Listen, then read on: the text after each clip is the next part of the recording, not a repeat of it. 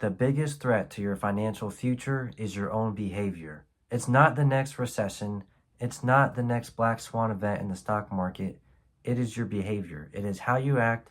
It is the way you react when you lose money, when you make money. It's your fear. It's your greed. It's your impatience. The Psychology of Money by Morgan Housel isn't a list of stocks to buy. It's not a get-rich-quick scheme. Instead, it talks about how you think about your money is more important than what you do with it. One of the things that I got from this book is that everyone likes to think logically with money, but you're a human with feelings. He explains how doing well with money has little to do with how smart you are, but more how you behave with it. That means intelligence alone won't save you from every recession in the stock market. It's never been done. What separates wealthy people isn't their IQ, but it's their self-control.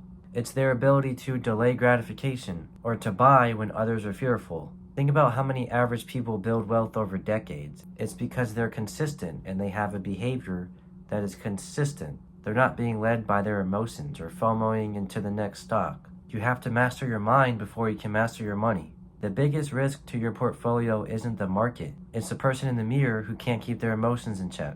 Another thing that Morgan touches on is time horizon. Most people want to get rich fast. They want to find the next Bitcoin or the next 10x stock. But Housel talks about one of the most important parts of investing that's often overlooked, and that's time. If you want to do better as an investor, the best thing you can do is increase your time horizon.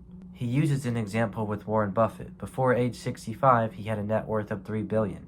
Since then, he's made $81 billion. Your edge in investing isn't necessarily how much research you do or how much you know. It's how you behave.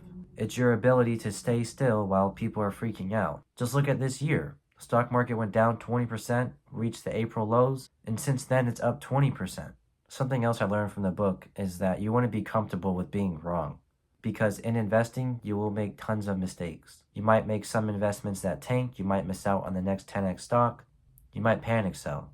But Housel explains a crucial idea, and that's that you can be wrong half the time and still make a fortune. Because investing doesn't have to be perfection. It's about staying in the game for the rare, massive wins to overwhelm the losses. This is where the concept of tails comes in.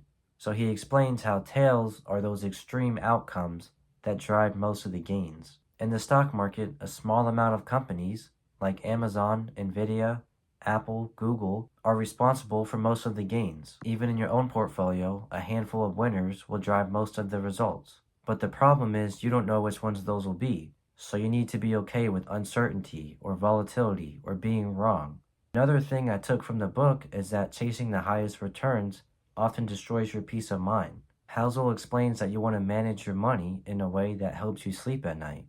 That means making decisions not based on what could earn you the most, but what you're comfortable with, but instead on what fits your personality, on your goals, and your emotional tolerance. If your money keeps you up at night, you're not wealthy, you're stressed. Wealth is not about showing off or proving something. It's about having the freedom to do what you want to do when you want to do it. Another lesson from the book is that wealth is what you don't see.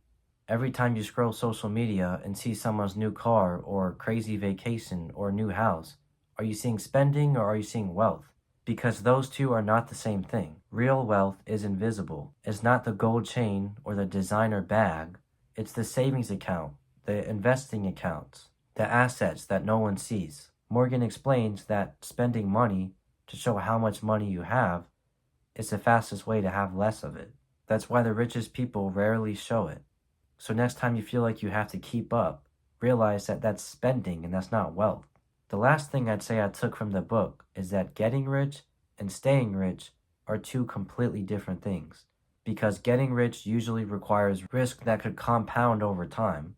But staying rich requires a completely different skill set. You have to be disciplined, you have to be patient, you have to be humble. Overconfidence and greed can destroy everything overnight. So staying wealthy means embracing boring habits, like living below your means, and putting your money in high-yield savings accounts. You want to expect the unexpected. So for me, this book shifted my mindset. It rewires how you see money, how you see success, and how you see yourself. You have to embrace uncomfortable truths. You won't always be right. You can't control everything. And your mindset is the biggest factor in your financial future. I think every person who wants to learn what to do with their money and how to think about it should read the book. If you like this video, subscribe for more content like this. Have a great day.